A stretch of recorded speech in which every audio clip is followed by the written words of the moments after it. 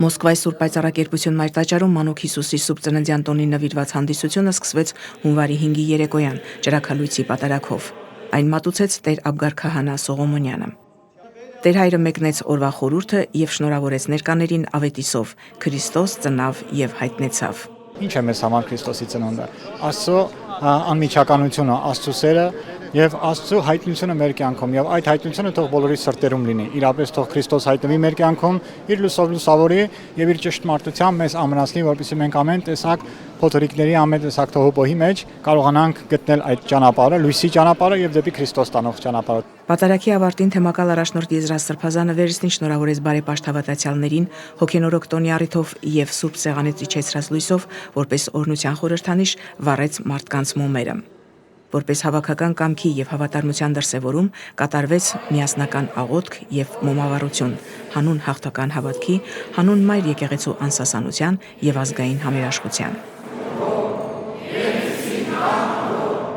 Միասնականության եւ հավատարմության եւս մեկ արտահայտություն էր մարդկանց ակտիվ մասնակցությունը Սուրբ Էջմիածնի եւ Վեհափար Հայրապետի համար կազմակերպված զորակցության ստորագրահավաքին։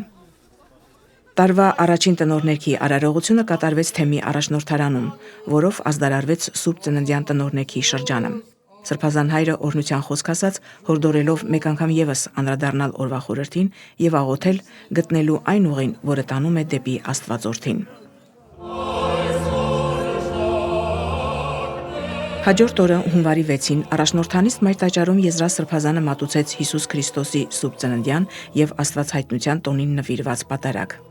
Սրբազան հայրը ներկաներին փոխանցեց ամենայն հայոց կաթողիկոս Գարեգին II-ի Սուրբ Ծննդյան հայրապետական պատգամը, որում մասնավորապես ասվում է, որ մեր Սուրբ եկեղեցին շարունակում է ենթարկվել բռնաճնշումների։ Վեհափար Հայրապետի խոսքով այս իրավիճակը լուրջ հարված է մեր ազգի ու պետության հեղինակությանը եւ խորը վերք հասցված համայնքներին ու հավատացյալներին։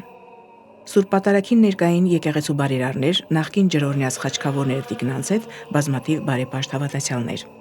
Եզրաս Սրբազանը շնորհավորեց եւ ներկաներին փոխանցեց մեր ներաշխարհը լուսավորող փրկության ավետիսը։ Քրիստոս ծնավ եւ հայտնեցավ։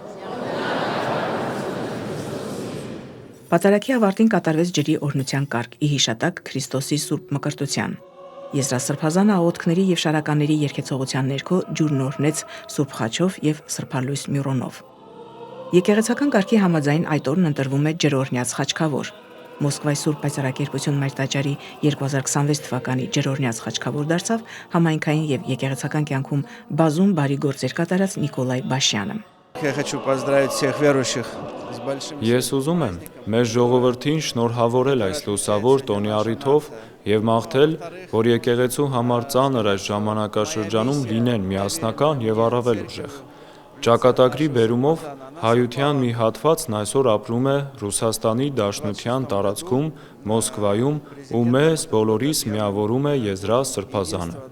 Ես, որպես խաչքավոր, ամեն ինչ կանեմ այդ միասնության գործում օգտակար լինելու համար։ Ջրօրհնեքի արարողությունից հետո մյուրոնով սրբագործված ջուրը բաժանվեց ժողովրդին։ Իմ ձեռքում սուրբ ջուր է, ես այն տուն եմ տանելու։ Օրվա խորհրդին համահունչ մարդիկ եկեղեցուց օրհնված ջուրը տուն տարան, որը հիշեցնում էր նաև, որ կյանքում լինում են հրաշքներ, հանդիպում նորածին փրկչի հետ, հանդիպում ազգային ավանդույթի եւ ինքդ քեզ հետ։